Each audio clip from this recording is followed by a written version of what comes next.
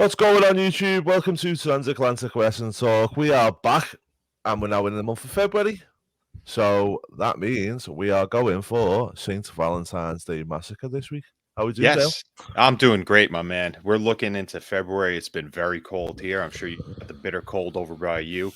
But you still go to your soccer games, football, Mm-hmm. Oh, and you yes. still roar on the crowds here. We got the NFL's biggest game, apparently. The Super Bowl coming next week. So there's not too much to look forward to. Remember back in the day, Royal Rumble would be the weekend in between the championship games for the NFL and then going into the Super Bowl. But since now it's on the pay-per-views or premium live events are on Saturdays, then they could have everything all meshed together in one weekend. So this is the lull weekend. I think this weekend there was Vengeance, which Yeah. I'll probably watch at some point. I heard it was pretty good. But to go back in the time, we're going to look at a pay-per-view that happened once. And I think what happened was Vince McMahon said, I'm going to grab some talent. I'm going to grab the one guy that I really love, that I really want to hold on to. And that's going to be his Valentine. Lex Luger didn't answer that call, so then it became St. Valentine's Day Massacre. We'll get into who came in here. The thing is, though, as well, I think around this time, which is probably a good to note, is they done this quite a bit with the single-use pay-per-views, didn't they? Around 98, 99, they done like Generation X, Rock Bottom. They done a lot of these single-name pay-per-views, didn't they? Yes, that were all affiliated with the In Your House label, or we consider them In Your Houses. I'm sure that there's going to be some sort of Facebook group that calls it We Still Think They're In Your Houses. That's actually not a bad list to do, right? Like, what's the best In Your House pay-per-view that came from In Your Houses, I would think. Yeah. So I don't know if we would actually consider this an In Your House. You could, right? But I think Yeah.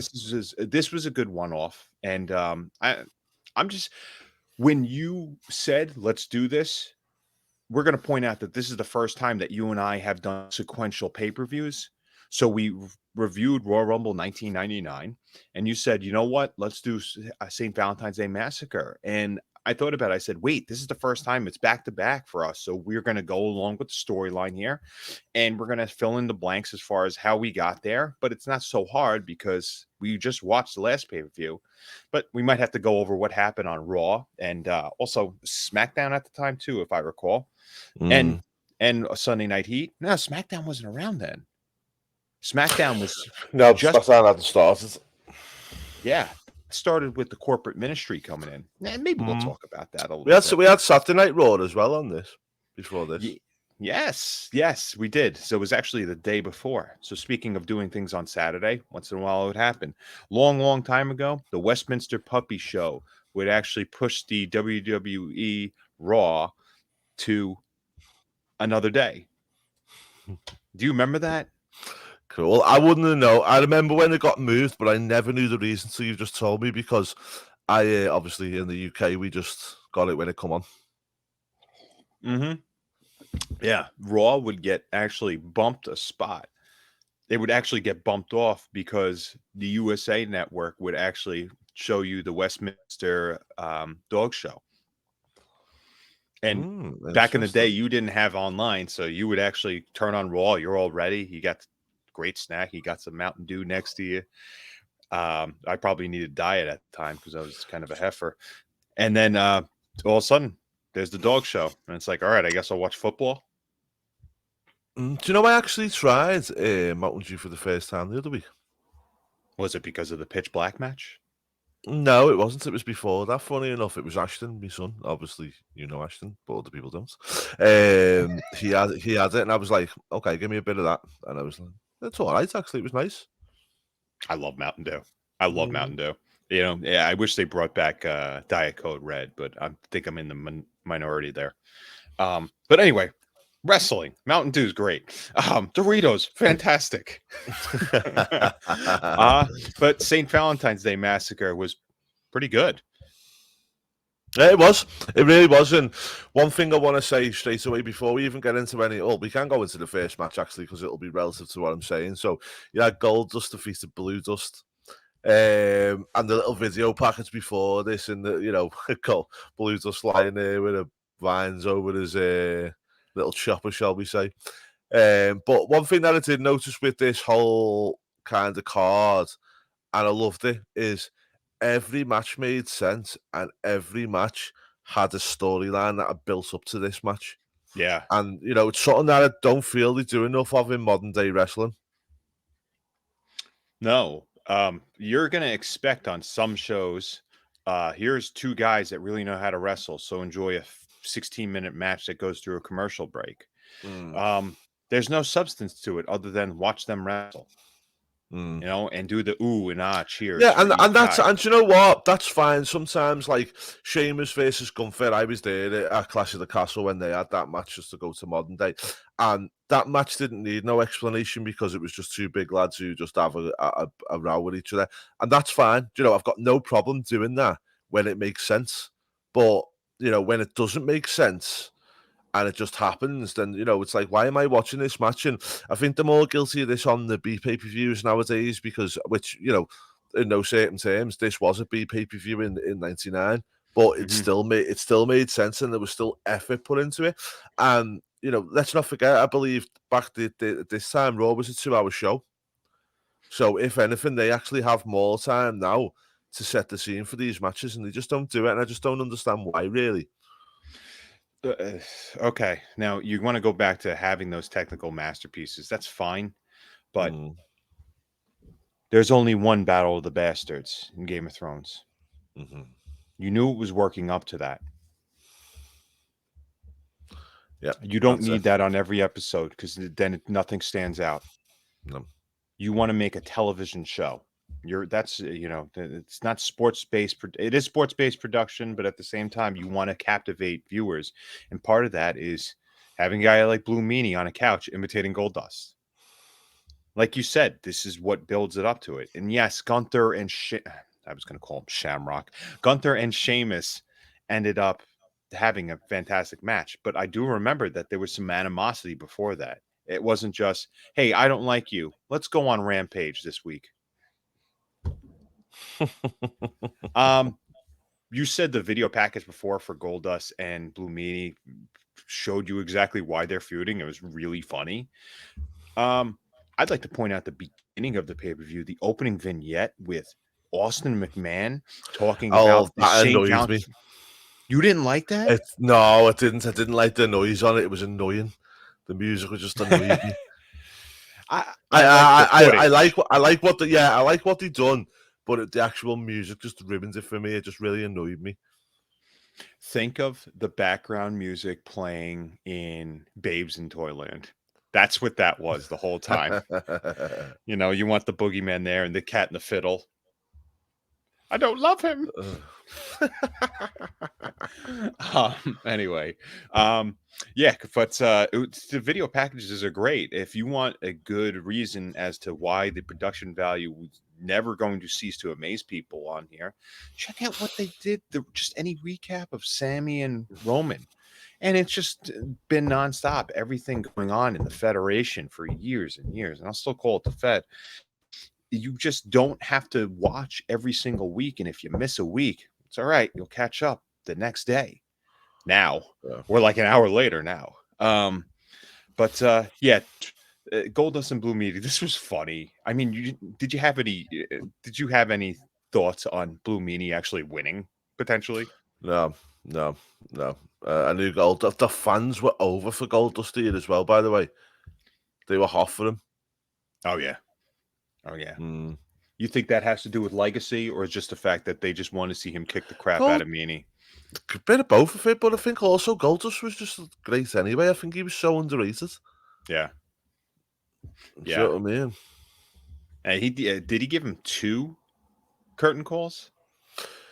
No, he went to give a Shattered Dreams, didn't he? He missed because Mooney got out, and then he hit him with the curtain call, and then, after the 3 count, he got the crowd all hot again, and then whacked in the Shattered Dreams to finish him off. Crowd was happy. Crowd was hot for this, man. I was happy. Yo, did Cody do that to Gunther during the Rumble, if I recall? He tried, I think, but I don't think he got... Did he get him? I can't remember. I don't know. Oh, Uh, Gunther. That's twice we mentioned him already. I know. Man, what a wonderful dude. If you Yeah, want, guys, check out the first review that Andy and I did. I'm wearing a Walter shirt. boss. Maybe I'll dust that off. All right. Well, we move on to our next match. Bob Ugh. Holly, the scumbag, had deleted Al Snow. It says here with head in a hardcore match for the vacant hardcore title. Now, this was before the hardcore title went 24/7, and we got all the craziness that come along with it. But do you know what? It was what it was. I like the fact that they done the match and then Hardcore Holly walked back into the arena and got his belt and stuff like that. Don't mind that at all. You know, it was what it was. I think you're kind of leaving out some big keys here, though, man, because this is the iconic hardcore title match. This is the Mississippi one, River. yeah, that you get thrown into the Mississippi River. It was cold. February, you're going into a river. And Holly's actually shirtless walking out there, and the fact that he pinned Snow with the chain link fence around him, that was Yeah, funny. That's funny, but it's one of those walk-in rumble type of deals where it's just, we're going to keep fighting and then move somewhere else. Shout out to the security guard that was Jack, that at one point was going to have a feud with Shamrock. What the heck was his name? He was everywhere in this pay-per-view. I saw him. Oh, I know what you mean. I can't think of his name though, but I do know what you mean. Ponytail, and I'm pretty sure he had a Yeah. fanny pack too. I forget. But this was actually, like, if you're thinking about like the beginning years of the hardcore title, this is a match that stands out in your mind. So when this was going on, when they first came out, I said, wait, is this it? And it ended up being that way. But you're right. I do like the fact that Holly came back into the ring and the crowd was cheering for him, because I think they were heavily entertained by this. So was I. Yeah. Al Snow was definitely entertaining. Al Snow knew how to entertain. He knows the business. When you and I talked about, if you're starting a territory, if you're starting, any type of company like this, he would probably be on the forefront of one of those people that you will hire first. Yeah. Al Snow's good. I mean, don't get me wrong. I interviewed Al Snow about 6 months ago or whatever it was, and he was I'll admit, he was a bit of a dick, to be honest with you. Yeah. Well, he's probably done with interviews, I would think. He's more of a business type guy, first of all. Yeah. Especially nowadays.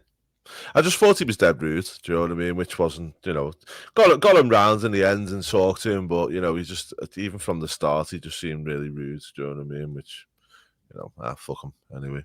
Hey, look, I've seen you interview Moose. Nobody can do that. God, no, definitely not. That was, I felt bad for you. I watched it, and I felt bad for you. Yeah, we don't even get him on this. We don't even mention him on this thing, little douchehead. But anyway, right. So Bob Holly defeated Al Snow, as we said. Then we move on to our next one. We had a big boss man who was going up against Naked Midian. I don't care what you say, even though he wasn't Naked Midian at the time, he will always be Naked Midian. And I loved the little kind of rally cry from the Undertaker at the beginning here. Yeah, the rah-rah with the ministry. That didn't kind of hold over to the crowd well, did it, though, Andy? No, it didn't. But, I think people just didn't understand the ministry. I like the ministry, me. Oh, I did too. I think the crowd. I think the crowd did too. I think the crowd hated this match. This match was awful. This could be one of the worst matches that you and I have ever reviewed. Yeah, but why do you reckon it was such a bad match? Because you have a heel going up against a heel with, here, let me just get this guy out there. Like, all right, I'm going to put it out there. This was almost Raven Flock-esque. How he's just going to send one of his guys unannounced to go take care of Big Boss Man, who's, let's face it, like light years above anybody there as far as wrestling goes. I mean, the guy's been in the business at that point for what, 13, 14 years, and he's got to face Dennis Knight, who's not saying he's a rookie or anything like that, but it's just, yeah, we're not talking Juventud Guerrero coming out there putting on a 5-star match, okay? Has Hoofy had 5-star matches? I don't know. Don't know. He could Probably could have. have. But anyway. But the thing is, yeah, the match wasn't great, but it got to where it needed to get to, and that's why, to me, it's not as bad as what I probably was thinking before the end come. Do you know what I mean? Yeah. And he did his job because he went out there, beat up Bossman. Bossman wins, and then all of a sudden the Ministry comes out. And at that point, I would I don't know. All right, I'll say this. At that point, I wanted to, if I were going to a show, I would like to see The Undertaker wrestle. Yes, he's submerged in the storyline, but at that time, you have Undertaker and then Shawn Michaels still with the company, and they're not wrestling. Yeah, no. Well, Shawn Michaels was still trying to find a smile, wasn't he, back then? Yeah. But, you know, let's say Bossman defeated them, then the Ministry come in, surrounded the ring, beat him down, Undertaker comes out, and they kind of carry him out all, you know, sect type, which was exactly what it needed, so it was fine by me. Terrible match, but yeah, like you said, sometimes you need the match to lead to an angle. Yeah. Next we have, which I didn't like this whatsoever. This was just absolute nonsense. Jeff Jarrett and Owen Hart with Debra defeated D'Lo Brown, Mark Henry with Ivory.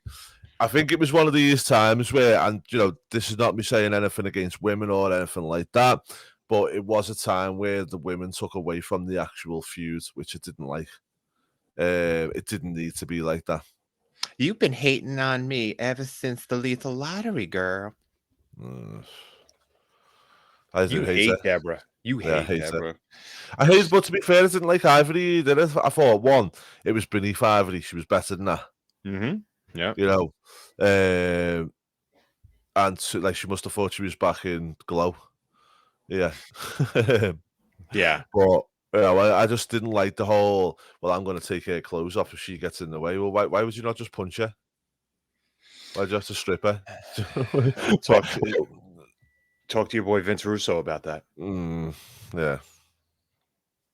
Look, it just wasn't for me. No, look, and they introduced Ivory on the day before in the Saturday Raw. So I don't understand why, like, it's just like, all right, is this my enforcer or girlfriend? Yeah. And then, like you said, she was totally above this. How they put her is just as, like, not gimmick, like, as far as I'm going to be Mark Henry's girlfriend because, you know, we're just going to appease her. Like D'Lo found him a girl. Yeah. But also, if you're having a fight, so say me and you, like, you're my friend, you're having a fight with somebody, yeah? And I turn around to go, if that other person comes in, I'm going to pull his pants down. You know, it just doesn't make sense. It's like, you know, it's just stupid. It's stupidly written, and it was stupidly executed. And also, what I'm going to say is, how dare they have Jeff Jarrett walking out holding Zebra's hand with Owen Hart, where you can't even see him in shot because of her big, fat, ugly face. You know, Owen Hart deserved so much better than this. This was a coulda, woulda, shoulda type of deal with Owen. Wait, and if you look at woulda, coulda, shoulda? Woulda, coulda, shoulda. Yeah, I think it's woulda, coulda, shoulda. I think the other thing that you've got to look at as well is, like, look at Ivory, the professional, is she walks out holding Mark Henry's hand. She actually holds Mark back, and then D'Lo Brown comes round them and stands in front, and you can see D'Lo and Mark with a bit of Ivory. But that was Ivory. You can see it, and she pulls him back to kind of say, look, you know, you two need to get in this picture here, not me. So if we walk in front, we're going to block D'Lo. Probably the same way that they did with, do you know what I mean? But obviously, Debra. It's different with a heel woman, though. When you're a heel woman, you want to be on the forefront. You want the attention.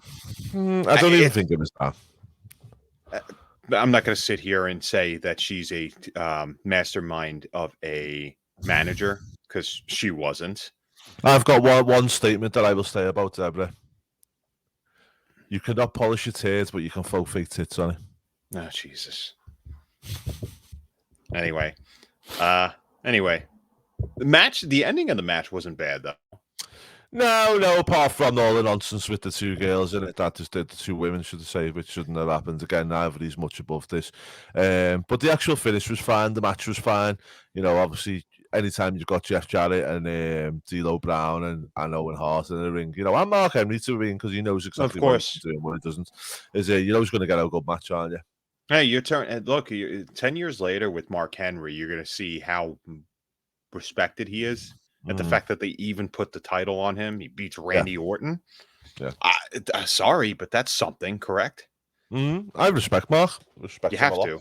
You have to. Yeah. You have to.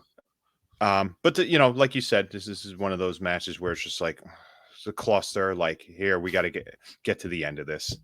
So, but we go from that into any more comments on Deborah before I go?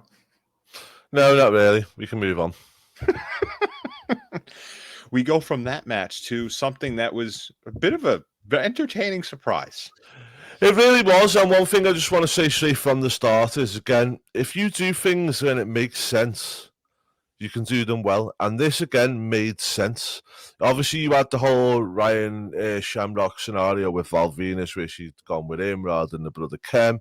But also, Billy Gunn, like, I seen him coming out as the referee, and straight away, you know, you're talking what? It's been like 23 years since I've seen this pay-per-view, and it wasn't, you know, that memorable. So I'm like, hang on, why is Billy Gunn coming out here? And I turned around to go, straight away, Michael Cole, I think it is. Is it Michael Cole or is it JR? Yes, it was Cole. Yeah, it was Cole, wasn't it? Cole turns around and goes, you know, after the debacle that happened the other day with them, Earl Hebner said him or none of the actual officials will referee this match. And I went, okay, brilliant. You know, straight away, it's only a little thing, but it just made so much sense. Does that make, you know? Yeah, no, I fully agree with that. And, you know, sometimes you don't have to always put Michael Cole on mute. I mean, we'll talk about the next, you know, he's been fantastic lately. Him and McAfee have been great. And there's a reason why he's been at that job, not just as a spokesperson, but now he's doing, you know, wonders. But when he first started out, you could really tell that he was wanting to learn a lot more, I guess you could say, and not, you know, and not be 10 years down the road where he was feuding and being a heel. It's awful. But anyway, like you said, just slide in the fact that, hey, I'm going to be, none of the referees want to be in charge of this match because they feel that Ken is a hazard to their health, you know, and this will take us back to the pay-per-view before Royal Rumble. It was Billy Gunn against Ken Shamrock. So they were fighting. Ryan Shamrock's still this object at that point that they're fighting over, you know, Ken for another reason, but Val Venus comes out and it's a fight. And at the same time, I think it's understated how good of a wrestler Val Venus Sean Morley was. One thing I do want to say about this as well is it was actually a really good match between the two of them. It was. Because I think Shamrock is very underrated as well. I will totally turn around and go, you know, for me, he is very underrated. Yep. He took to the business very well, didn't he? You know, and Billy Gunn did what he needed to do here.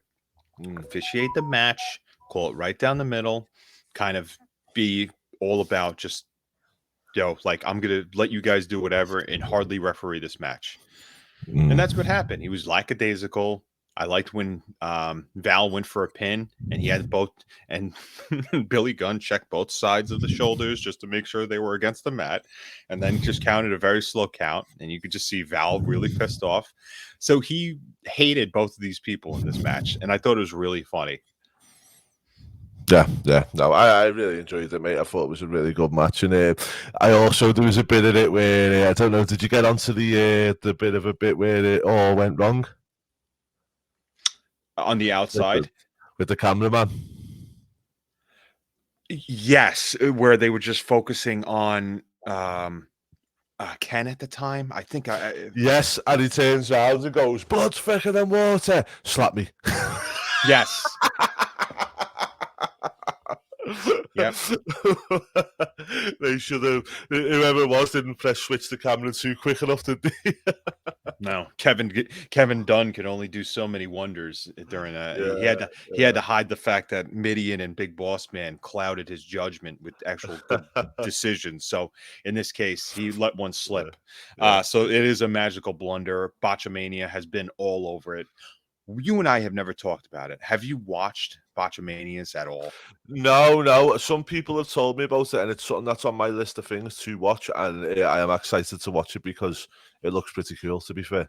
It's so funny. Yeah. This guy's been in business for how long doing this? They are some of the funniest botches out there. The earlier ones you'll see are a lot better. It's not just that. I need to get on soon because he looks really cool, to be fair. Matthew is so funny. Anyway, yeah, it gets to the point where Shamrock and Billy Gunn get in an argument outside. Shamrock, and then inside of the ring, I think he actually hits Billy Gunn. Roll up happens 1, 2, 3. Val pins Shamrock with a very quick 3 count. Billy Gunn runs away and just says, screw you to Ken. Ken runs after him. We forget one thing. Val Venus is the new Intercontinental Champion inside. And pretty decent run here starting from him.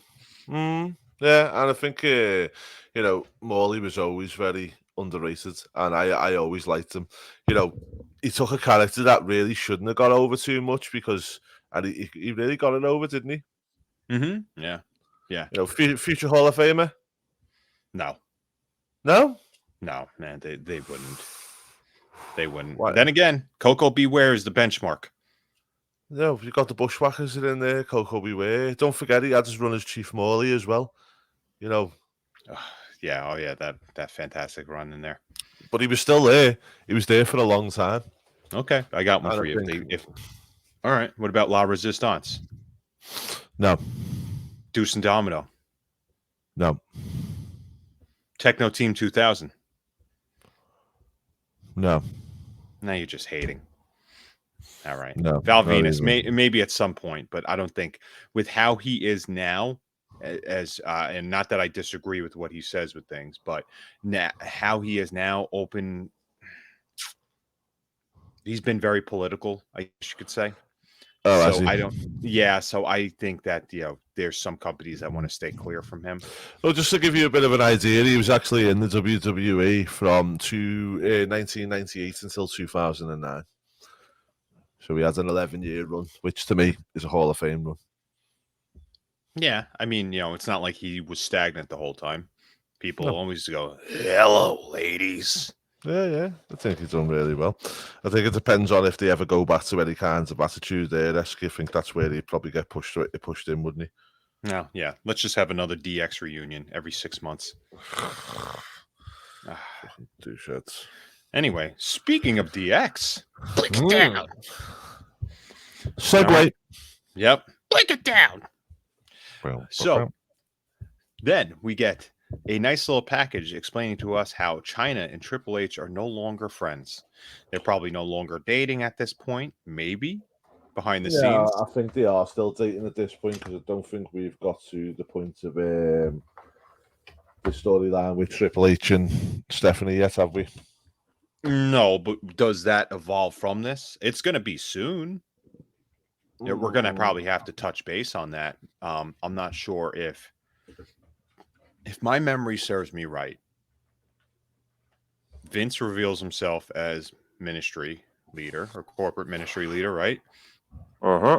Then you get, "It's me, Austin." I had to do that on this show. Why? So you get, "It's me, Austin." And then it goes into test fighting for Stephanie at, I believe, SummerSlam. Then after that, then we go into, so we're talking about maybe Survivor Series at that point, right, Andy? Around then? Yeah. Do you know what would be interesting to know, though, is we know Stephanie's had a bit of a pop with people before, haven't he? Macho Man? Yeah. Also, we've heard. What would be interesting to see is if, what's his name?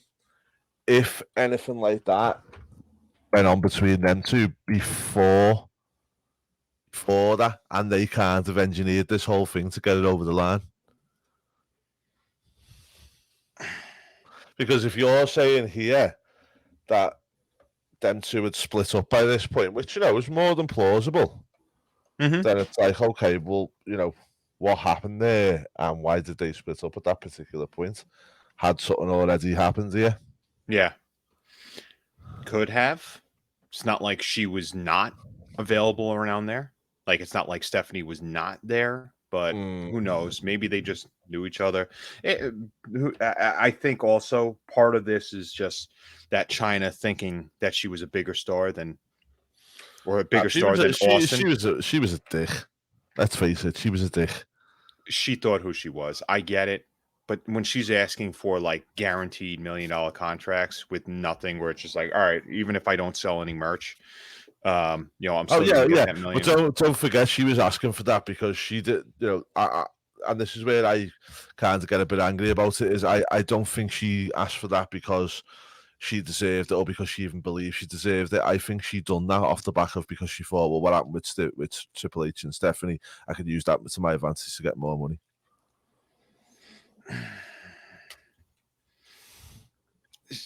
Apparently, she found a note between Stephanie and Triple Yeah, H. yeah. So she's tried to use that as leverage to get more money. That's exactly what it'll be. Look, come on. Do you know when the first time China went for the WWF Women's Championship was? Royal Rumble 2001. How long was she in it prior to that? Yeah, but they had Sable, didn't they? They went a different direction. Who? Okay, here we go. You ready for this? Who made them more money? Sable. Right? Wouldn't you think that? 100%. Guarantee, yeah. Yeah. At that point, between Playboy, between all that, I would think that Sable definitely earned them a little bit more zeros behind the commas. Oh, definitely, man. Definitely, man. There's no But way on earth. So going to the match, okay, so we have China and Kane facing off against each other, facing off against Triple H and X-Pac. China forces comes in for the corporation. She comes in with the "No Chance in Hell" theme song. Very odd. Got to the point where the build-up, which I guess can be looked at kind of oddly a few years ago, but now everybody can fight each other. Intergender matches are always going to happen now. Yeah. That's another debate. But everybody was anticipating and waiting for Triple H to get his hands on China. Isn't that weird? It is, but I totally get it, and it probably shows that they've done a good job with this because the whole woman thing didn't come into it. It was what she'd done. Yeah. But also, I thought it was a real masterstroke to do the intergender match because it protected China as well. And you have her too much involved. Yeah, especially team with Kane. And I like the fact that when they open up the match, Triple H takes off his shirt. He's got a China shirt on underneath, and then he looks at her and just rips it up. Yeah. It's done really, really well. I also like the fact that Xbox. This was the first time we've seen the censored video of China and Xbox when he Bronco busts it. Did you ever watch that video, One Night in China? I did. Yeah. I think I killed 3 computers trying to download that. It wasn't very nice. No, it was one computer that was definitely killed with a lot of other things in there. But anyway, wrestling. Triple H ends up taking the pinfall here after he does, clothesline. Yeah. Well, one thing you can always choke. Sorry, go on. No, I was going to say with the choke slam. Yeah, one thing you can always say about Triple H though is if it makes sense, he'll do it, and he's always been the same. Yeah. Whether or not people say that he just had a shovel all throughout the beginning stages of 2000, I don't know why. Who else were you going to put the strap on at that point? Maybe RVD. That's that's somebody that we've talked about. But that's another maybe list at some point that we could do. Kane choke slams him, and we get a long time to wait for that pin. So he sold the hell out of a choke slam. One of the high points of this match, though, like you said, not only with the Bronco Buster that with pants on to China, but was also the fact that people were waiting for Triple H to properly do something to China. China made it known that this is not just a boys' club in there. I mean, look at her; she's bigger than 90% of the AEW wrestlers right now. That includes Big Show. Yeah. But she's a big girl, but I say good result for me. I thought Triple H done what he always does and puts the business first, or puts business first rather, and it was fine. And Things might change. Things Mm, might change. Things might yeah. change after WrestleMania. We'll see. Yeah. Next, we move on to Mankind versus The Rock. I'll admit, at this point, I was, even remember being a kid, I think I was a bit fed up with The Rock and Mankind at this point. Yes, that's a great point, Eddie. So you're looking at 1999. This was now you and I just talked about Royal Rumble, dude. Look at what happened in between. Great video packaging. Great video packaging. Mankind's training with Sheik Backlund and his personal trainer, I forget who it was, on Heat. And Rock came out, said a few catchphrases, hit it with the fire extinguisher. After that, The Rock said, "Oh, you know what? I'm not done." And another thing, if you smell, it's just like, stop throwing all the catchphrases in there. This is annoying. Yeah. But they recap what happened at Royal Rumble 99. Then they go into halftime heat, which took place in the during Super Bowl. It was, yeah. Did you watch that live? No, because we didn't get it in the UK. Okay. All right. So you just found out the next day that this match Yeah. occurred in an open arena. And then how did you see it? I seen it not until about 2 or 3 years later. That's How did you find it? YouTube. Okay. I think it would have been, was it 2 or 3 years? It might have been a bit longer than that, actually. Oh, was it Vine? It might have been. It was one of the video things, but it was a couple of years later I actually seen it. Yeah. Daily Motion? May have been. Okay. Long time ago. I mean, I remember reading about it in the Wrestling Observer because that's what I used to read. Because that was all we used to get over here to find out stuff. Yeah. Yeah. At that point, especially for international, thinking about it now, like how were you guys?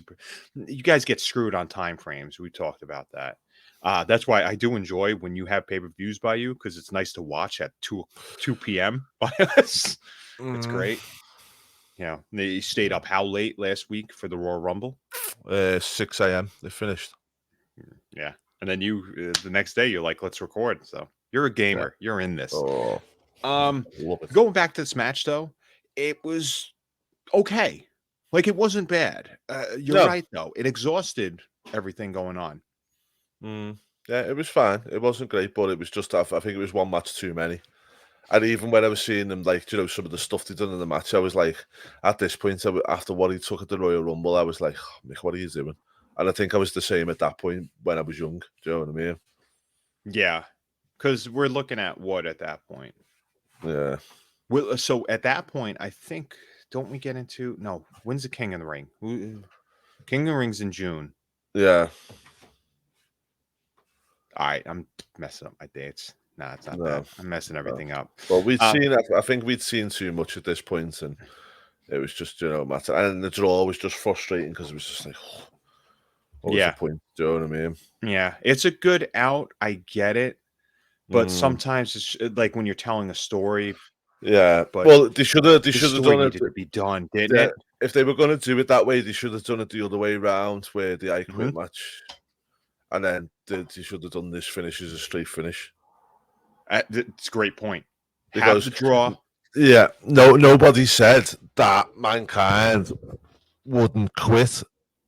Would say that he wouldn't quit, but at the end of the day, if he physically got beat down to stay down on the floor, maybe physically his body wouldn't have let him up. Do you know what I mean? So it made more sense to do it that way, I thought. Yeah, they both beat the crap out of each other here. So if you go to a draw, then all of a sudden, what's your next bout? That's it. Because then you could have done draw, halftime heat, then the I Quit match. Yeah. That's it, isn't it? You could reverse that. I think it actually would have told a better story because then you're going into WrestleMania at that point. You're going into WrestleMania with a draw right now. Yeah. And then obviously, the next match we've got on the card, Stone Cold versus McMahon, was to determine the number one contender for the WWF Championship at WrestleMania. So why leave this open here when you know that it's not gonna be them two at the main event? Shoot, I think we just did a good booking decision right there. It doesn't really make sense, does it? No. But hey ho. But yeah, let's move on to Austin McMahon. really good dish, do you know what I mean? I like these two. I always have done. The visuals you get from this. I think this is where WWE or F probably still at the time, wasn't it? Where they learned how to get them moments captured. Was around Mm-hmm. this time.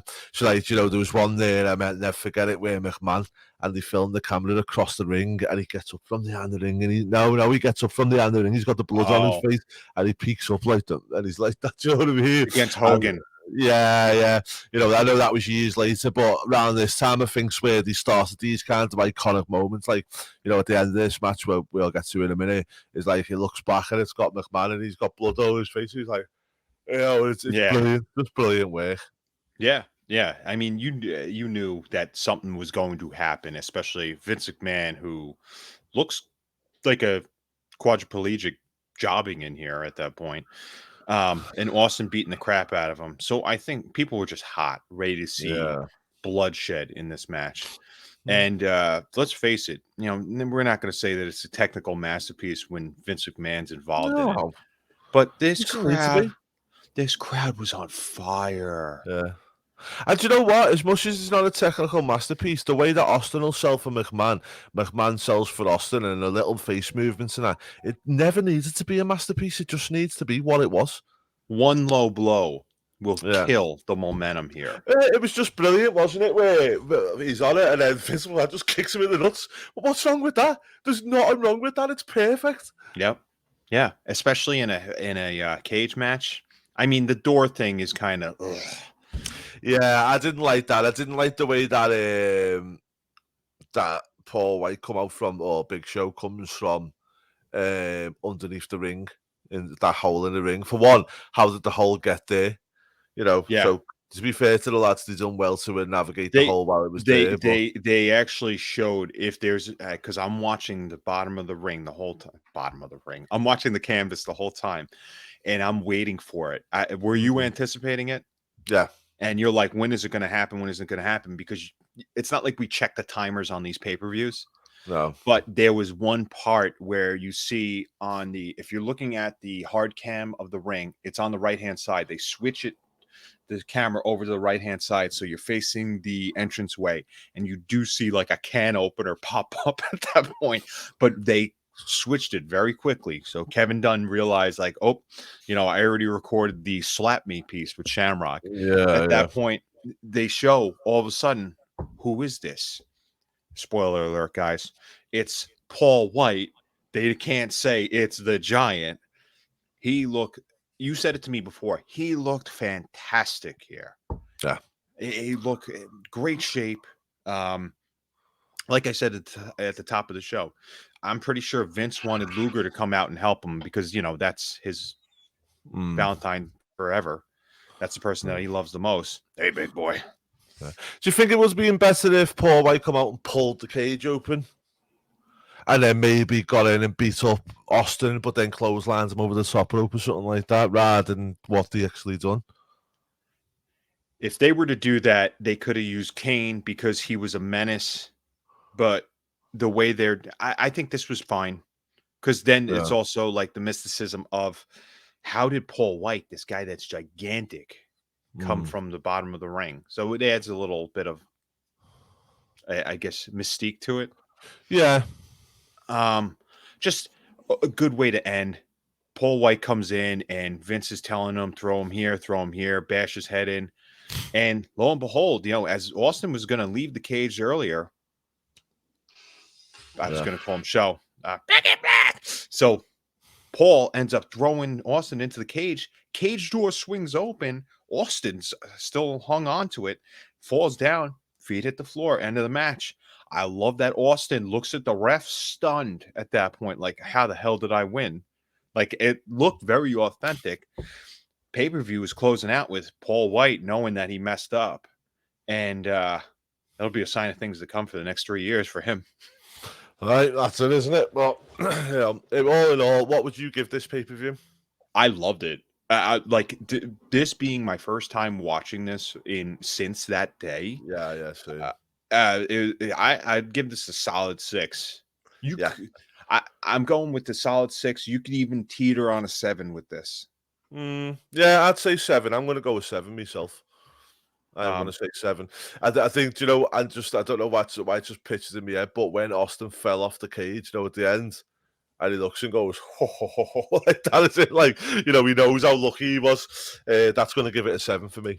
yeah, and it told the story, and then Cole putting over, "Hey, we're gonna Austin's going to WrestleMania."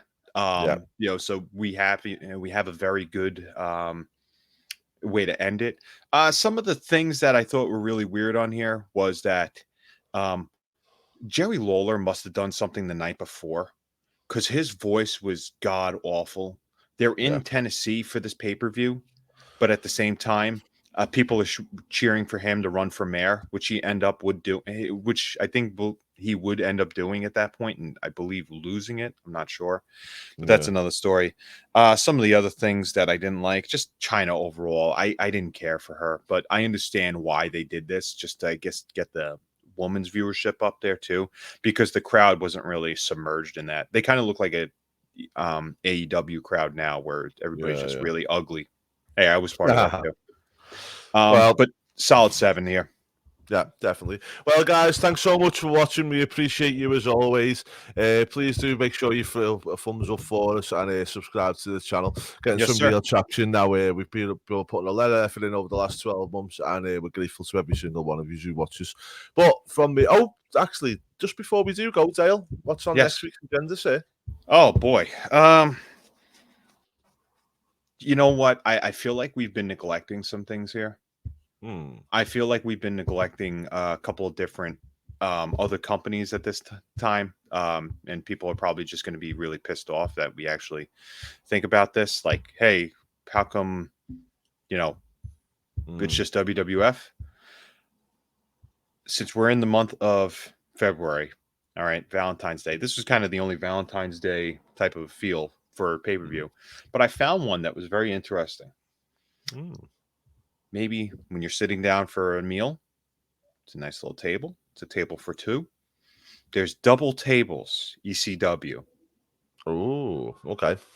All right, so we're going to go into February. We're going to stay in February. This will be February 4th, 1995. Double tables, ECW. Awesome, awesome. Well, guys, join us next time for that. And as I said again, please do like and subscribe to this channel. We appreciate every single one of you. But from us, take care.